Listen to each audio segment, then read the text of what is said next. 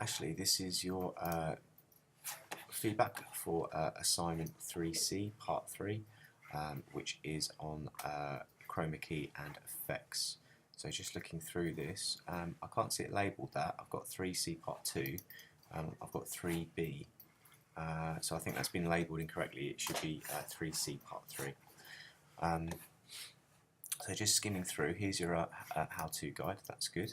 I can't quite see the example of what you shot though, however, so we are missing here the actual practical task that you should be writing about here. So unfortunately that won't satisfy the brief at the minute because I don't have your practical engagement with it. That won't necessarily preclude you from achieving the grades as long as your report here is up to spec. So we've talked about chroma key here, you've given an example, you've told me about why we would use it. We've talked about the effects here as well, just to go back. So yeah, I think at the moment we're on a sort of pass for that, so that's good. We've got some examples. You've mentioned the fact doesn't look believable and it relates to the meaning of the lyrics of the song. Good, and you've analysed it, so there's a merit there. You've talked about reasons for using it, in that it's cheaper and it gives you more creative control.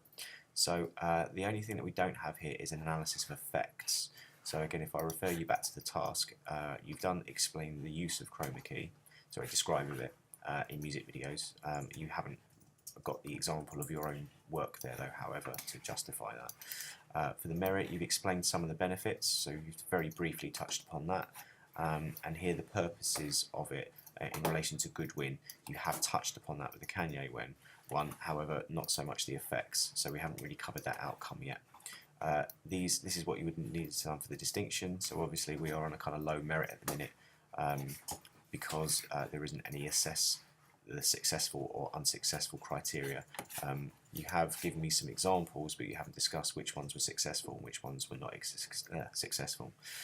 So looking through, again, you would need far more specific detail in there if you were hoping to achieve the distinction grade for that piece of work. So I'll refer you back to the blog. The post is 2.2.1, and here I've given you the details there. If you look at your notes from the class, you will know, for example, that here we have a whole list of reasons why you would use green screen for that task, and obviously your notes will have dealt with a list of why we have green screen.